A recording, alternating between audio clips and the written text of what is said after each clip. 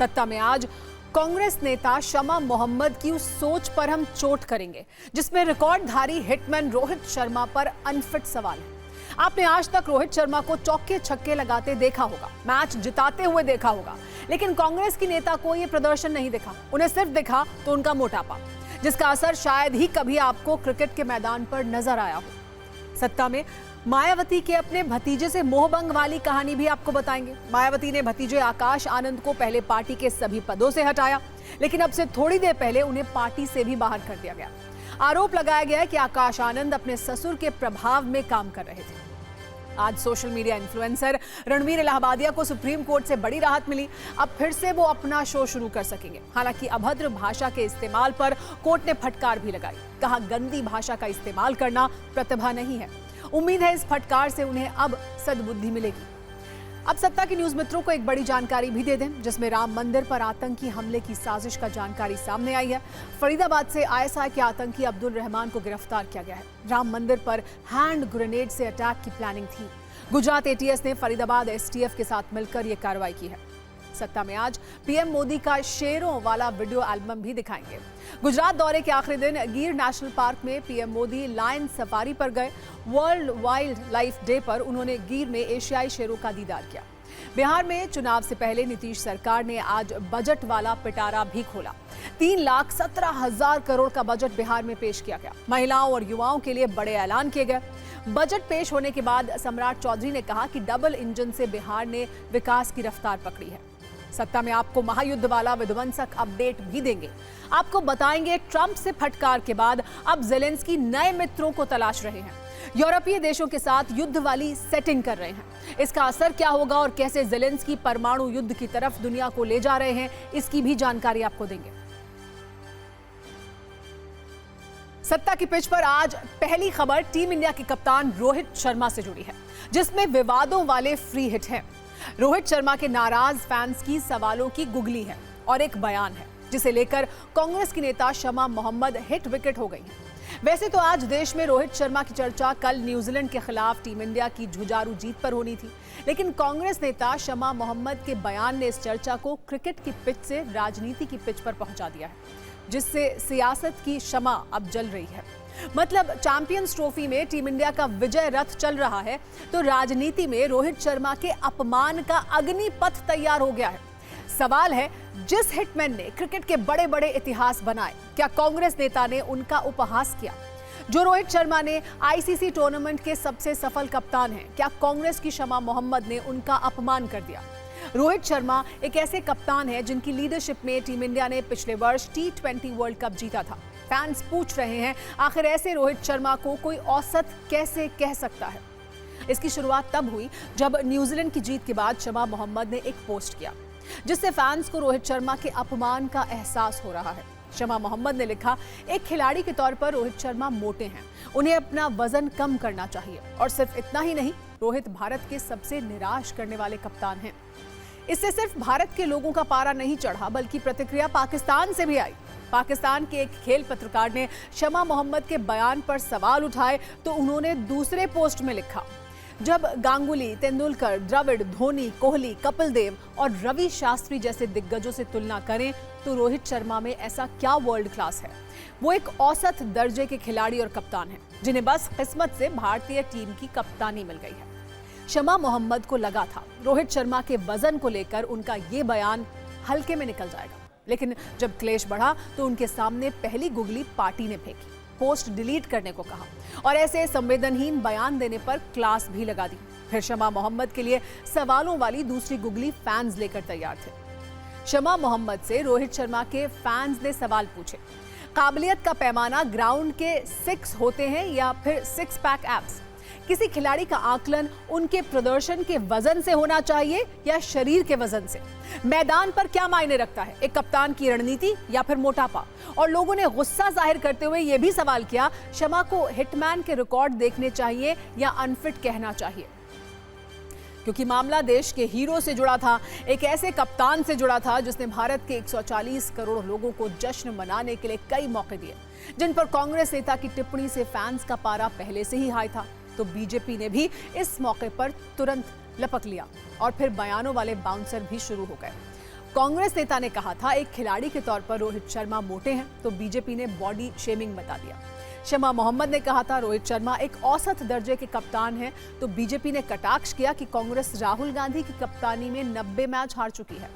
कांग्रेस के साथ राजनीति की पिच पर टीएमसी के नेता सौगत रॉय की भी एंट्री हुई, जिन्होंने रोहित शर्मा के टीम में होने पर ही सवाल उठा दिए। मुझे बड़ा खेद है कि आप देश के एक सबसे बड़ी टीम और देश की सबसे सम्मानित टीम और उसके कैप्टन को रोहित शर्मा के प्रति ऐसे अपशब्द आप बोल रहे हैं। मैं इसकी जहां कड़े शब्दों में निंदा करता हूं, वहां मैं एक बात ये कहना चाहता हूं, इन लोगों की बहुत ही घटिया मानसिकता और घटिया सोच हो चुकी है। ये देश पे हमला करते हैं, देश की संस्थाओं पे हमला करते हैं, अब देश की स्पोर्ट्स और जो हमारा सम्मान है उस पर हमला कर रहे हैं।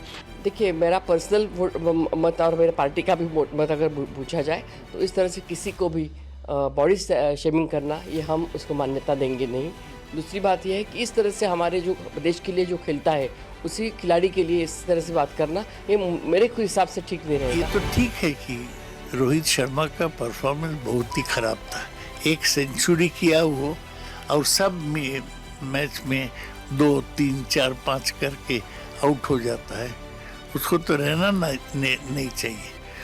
वो इंडिया टीम जीतता है क्योंकि बाकी प्लेयर अच्छा खेलता है, लेकिन कैप्टन का कोई कंट्रीब्यूशन है नहीं। ये बयान संयोग नहीं, ये सोचा समझा प्रयोग है। इसीलिए कांग्रेस ने अभी तक इन पर कोई कार्रवाई नहीं की, ना करेगी। और देखिए, एक होता है टिप्पणी करना, क्रिटिक करना, इसका अधिकार सबको है, पर किसी को फैक्ट शेम करना और उनकी कैप्टनसी की रिकॉर्ड वो पूछ रहे हैं जिनके खुद के कैप्टन राहुल गांधी ने उनको दिल्ली में 6 डक दिलवाए, जिनके खुद के कैप्टन ने 90 से ज़्यादा चुनाव हरवाए। अरे अपने कैप्टन का ट्रैक रिकॉर्ड देखो। भारत की टीम के कैप्टन ने बहुत अच्छी परफॉर्मेंस दी है। जब शमा मोहम्मद अपने बयान पर हिट विकेट हुई तो इस डैमेज को कंट्रोल करने के लिए उन्हें कैमरे के सामने आना पड़ा। राजनीति में पहले बयान और फिर सफाई वाला मॉडल काफी लोकप्रिय है, लेकिन शमा मोहम्मद का ये फॉर्मूला क्रिकेट की पिच पर ज्यादा काम नहीं आ रहा है। See, it was just a generic tweet about a fitness of a sports person. It is not body shaming. It's about the fitness of a sports person. I always believe a sports person has to be fit. So I felt he's a bit overweight and I just tweeted on that. And I've been attacked for no reason, you know. And when I compared him to the other captains, previous captains like Dhoni or for that matter, Ganguly, Dravid, Tendulkar, Kapil Dev. So I put in and Virat. I put in a statement because I found him, I have the right, it's a democracy. What is wrong in saying? Let's not forget. मामला team India के कप्तान रोहित शर्मा का है, विश्व विजेता team के leader का है। इसलिए न सिर्फ बीसीसीआई ने कांग्रेस नेता शमा मोहम्मद के बयान पर नाराजगी जताई, बल्कि पूर्व क्रिकेटर ने भी अपना गुस्सा जाहिर किया। बीसीसीआई ने कहा कि यह बहुत दुर्भाग्यपूर्ण है कि हमारे कप्तान पर इस तरह की टिप्पणी ऐसे व्यक्ति से आई है जो एक जिम्मेदार पद पर है। तो टीम इंडिया के लिए खेल चुके कई पूर्व खिलाड़ियों ने कहा कि रोहित शर्मा को लेकर ऐसी बयानबाजी करना शर्मनाक है। Hitman Rohit Sharma one day career में 3 दोहरे शतक लगाने वाले दुनिया के एकमात्र बल्लेबाज हैं। टीम इंडिया के कप्तान रोहित शर्मा T20 क्रिकेट में सबसे ज्यादा शतक मारने वाले बल्लेबाज हैं। रोहित दुनिया के एकमात्र बैट्समैन हैं जिन्होंने एक विश्व कप में 5 शतक लगाए हैं। वनडे क्रिकेट का सर्वाधिक स्कोर भी मौजूदा वक्त में रोहित शर्मा के ही नाम है। इसके अलावा इंटरनेशनल क्रिकेट में सबसे ज्यादा 620 छक्के मारने का रिकॉर्ड भी रिकॉर्डधारी रोहित के ही नाम है। वो एक वनडे पारी में सबसे ज्यादा 33 चौके लगाने का कीर्तिमान भी बना चुके हैं। और रोहित शर्मा आईपीएल के भी सफलतम कप्तानों में से एक हैं, जिनकी लीडरशिप में मुंबई इंडियंस 5 बार आईपीएल चैंपियन बन चुकी है। इसीलिए एक क्रिकेट विशेषज्ञ बनने की कोशिश में कांग्रेस प्रवक्ता की टिप्पणी उस लूज डिलीवरी की तरह है जिस पर कोई सामान्य दर्जे का बल्लेबाज भी चौके छक्के लगा देता है। और फिर तो ये रोहित शर्मा है, बड़े बड़े गेंदबाजों के लिए जिनका नाम ही काफी है। वैसे रोहित के फैंस ने कांग्रेस नेता शमा मोहम्मद के लिए कुछ और खिलाड़ियों की लिस्ट भी निकाली है, जिनके क्रिकेट करियर में उनका प्रदर्शन उनके मोटापे पर हमेशा भारी पड़ा है। फिर चाहे वो श्रीलंका के पूर्व खिलाड़ी अर्जुन रणतुंगा हो, पाकिस्तान के पूर्व क्रिकेटर इंजमाम उल हक हो या फिर ऑस्ट्रेलिया के डेविड बूट। और इनका इस पर नजरिया 9 भी क्या है वो भी सुन लीजिए। सच्चाई है कि बॉडी शेमिंग मोटापे से ज्यादा एक बड़ी समस्या है। कभी कभी बॉडी शेमिंग करना किसी के आत्मविश्वास को थोड़ा हिला भी सकता है, लेकिन ये रोहित शर्मा हैं जो ऐसे छोटे मोटे बयानों को खड़े खड़े बाउंड्री से बाहर कर देते हैं। और एक और बड़ी खबर इसी खबर से जुड़ी हुई है कि कांग्रेस नेता शमा मोहम्मद के बयान पर खेल मंत्री ने प्रतिक्रिया दी है। उन्होंने कहा कि खिलाड़ियों पर टिप्पणी शर्मनाक और दयनीय है। ये कहा मनसुख मांडविया ने। ऐसी टिप्पणियां खिलाड़ियों की मेहनत को कमतर करके आंकती हैं। खिलाड़ी अपने पेशेवर जीवन को संभालने में पूरी तरह से सक्षम है। खिलाड़ियों को अकेला छोड़ देना चाहिए, कहा है खेल मंत्री मनसुख मांडविया ने। और एक और बड़ी खबर आ रही है। ये बड़ी खबर इस वक्त आ रही है अमेरिका से। आपको बता दें, ब्रेकिंग न्यूज ये कि अमेरिकी राष्ट्रपति डोनाल्ड ट्रंप ने एक पोस्ट किया है। उन्होंने लिखा है कि कल रात कुछ बड़ा होगा, जो है जैसा है वैसी बात करूंगा। डोनाल्ड ट्रंप ने सोशल मीडिया पर यह पोस्ट किया है। Tomorrow night will be big, I will tell it like it is. जो जैसा है मैं वैसा कहूंगा, कल रात कुछ बड़ा होगा। इस पर और ज्यादा जानकारी के लिए हमारे साथ जुड़ गए TV9 भारतवर्ष संवाददाता मनीष झा। मनीष, डोनाल्ड ट्रंप क्या कहने वाले हैं, इस पर पूरी दुनिया की नजरें पहले से टिकी हुई थी। अब डोनाल्ड ट्रंप ने इसे बिग बोल्ड लेटर्स में हाईलाइट करके लिखा है कि वो कुछ बड़ा कहने वाले हैं, कुछ बड़ी बात कहेंगे। क्या हो सकता है, क्योंकि यूरोप और बाकी पूरी दुनिया सांसें थाम कर इंतजार करेगी फिर डोनाल्ड ट्रंप क्या कहने वाले हैं?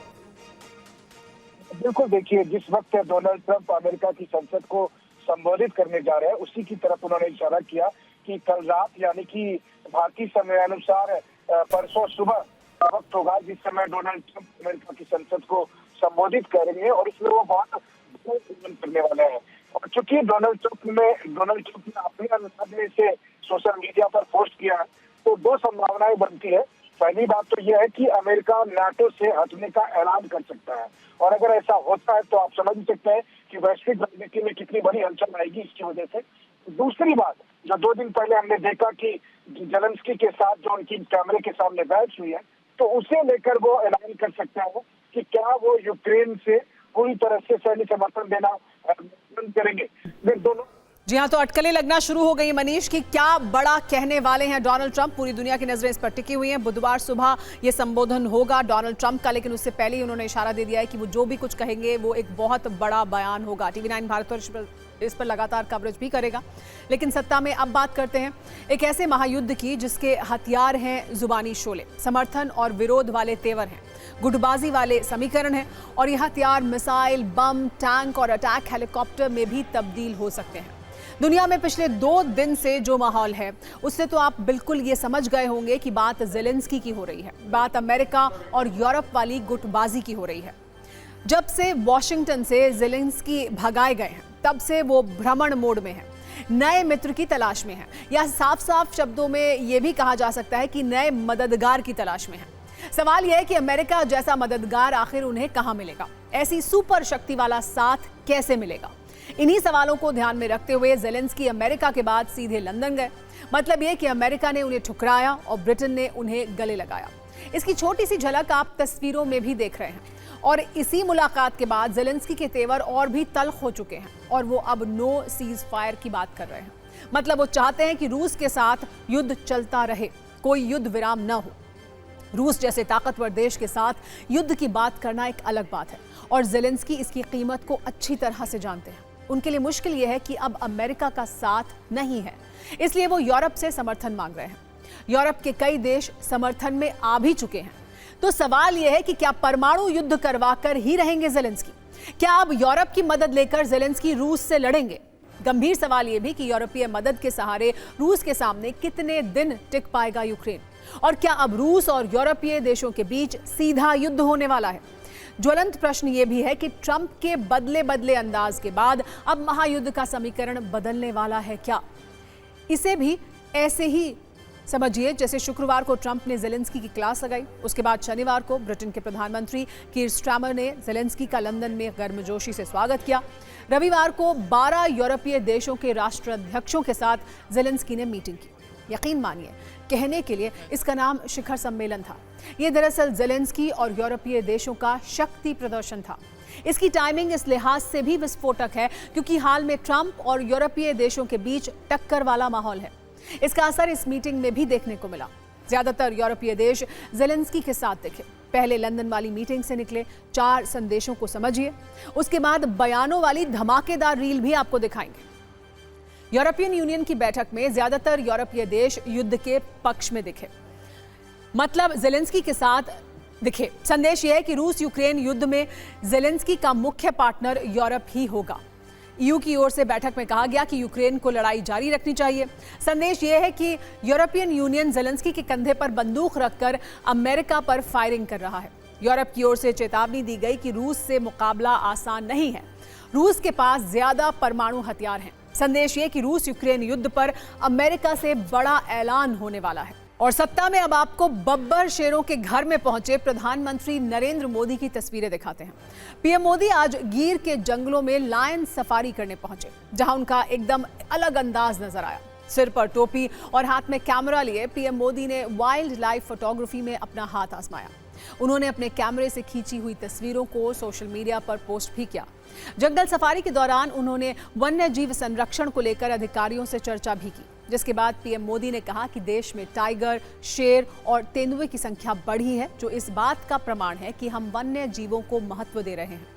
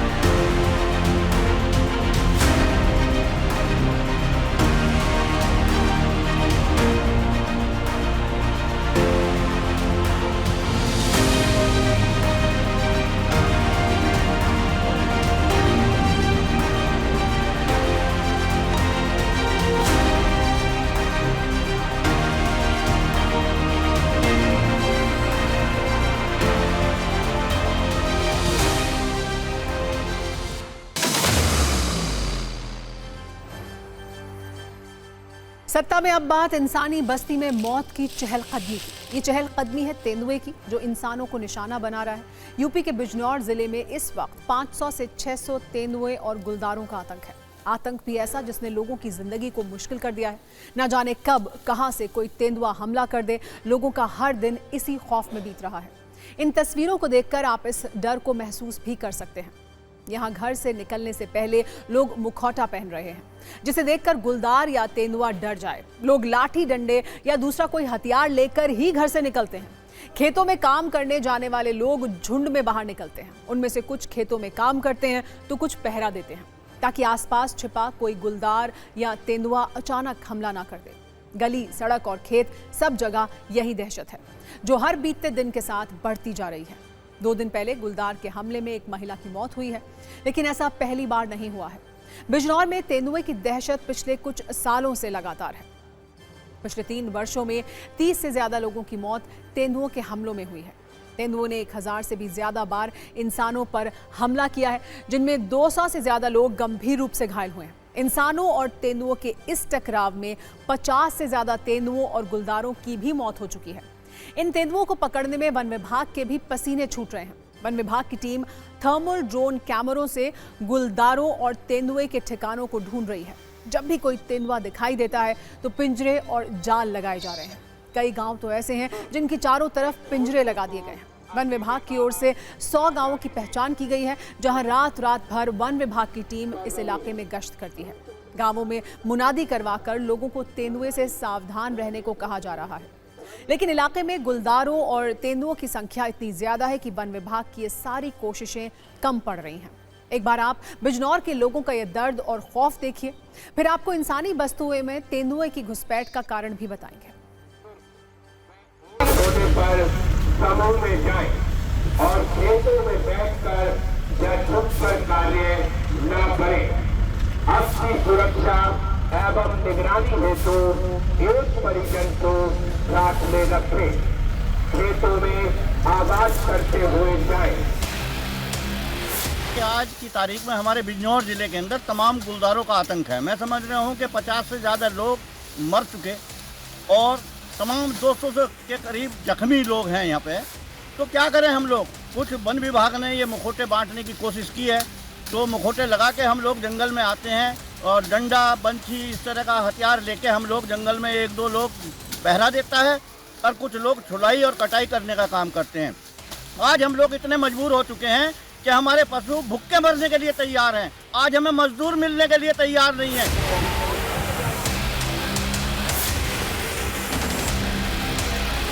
तो क्या कह कर उसका डर बहुत लगता है गोलदार का। 4 बजे से घर को चले जाओ, सुबह को दोपहर शाम बताओ क्या कर खाएंगे हम मजदूर हैं। गुलदार ने तो बहुत जोर कर रखा है इधर को। शहर बनों में से आकर शहर जंगलों में आ गए, इक्को में आ गए, खेतों में परेशानी हो रही है। आदमियों को काम करते डरा बेचारा, कहीं बंशी लेकर जाएंगे, कहीं सुहा लेकर जाएंगे, कहीं कुछ लेकर जाएंगे।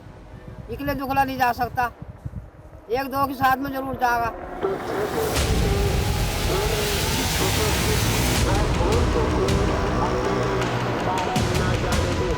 हमने करीब यहाँ के 100 गाँव को संवेदनशील की श्रेणी में चिन्हित करते हुए उनको 3 जोन में बांटा है और सभी गांव में हमने रेंजवार जो है रेस्क्यू रिस्पांस टीमों का गठन किया है।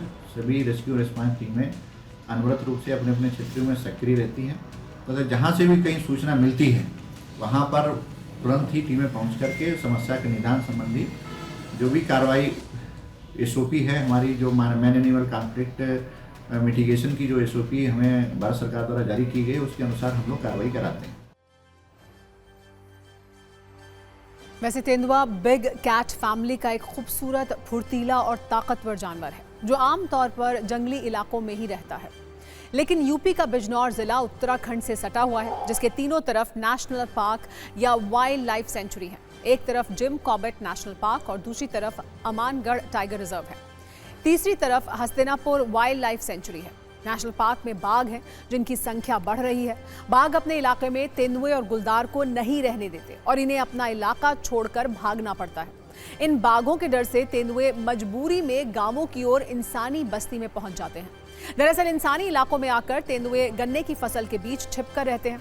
वो उस इलाके में दूसरे जानवरों को अपना शिकार बनाते हैं, लेकिन जब गन्ने की फसल कटने लगती है तो तेंदुओं के पास छिपने के लिए जगह नहीं रहती और वो खेतों में काम कर रहे लोगों पर ही हमला कर देते हैं। ऐसा ही इस वक्त भी हो रहा है। फिलहाल इलाके में गन्ने की कटाई अपने अंतिम चरण में है।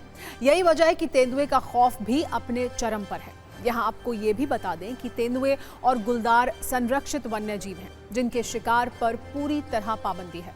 इनका शिकार करने पर 3 से 7 साल की सजा हो सकती है। कोई भी गुलदार अथवा जो है टाइगर, ये सब जो है भूख के कारण किसी पे ही हमला करते हैं या फिर उनके मन में डर होता है कि यदि हमारे ऊपर कहीं से खतरा है, कोई हम पे अटैक कर देगा। जब वो कोई खतरा भांपते हैं तभी बचाव के लिए अटैक करते हैं आदमी के ऊपर। तो बिजनौर का जो है देखिए वन क्षेत्र है, वहाँ पे पहले से भी एक मतलब ये वन क्षेत्र के अलावा भी गन्ने की खेती होती। तो जो भी जंगली जीव हैं, खास करके जो कार्निवोर्स हैं, इनको 3 चीज़ों की ज़रूरत होती है। जैसे हमें रोटी कपड़ा मकान चाहिए होता है, ऐसे ही इनको भी जो है भोजन चाहिए, पानी चाहिए और इसके अलावा छुपने की जगह चाहिए, शेल्टर है। ये भी मतलब जो है उन गन्नों में छुपे रहते हैं, तो उनको खाने की लालच में भी उसमें वो आते हैं। और बहुत ही हम लोग क्या किया है कि अपने घरों के पास तक, आज की स्थिति यदि आप देखेंगे तो घरों के पास तक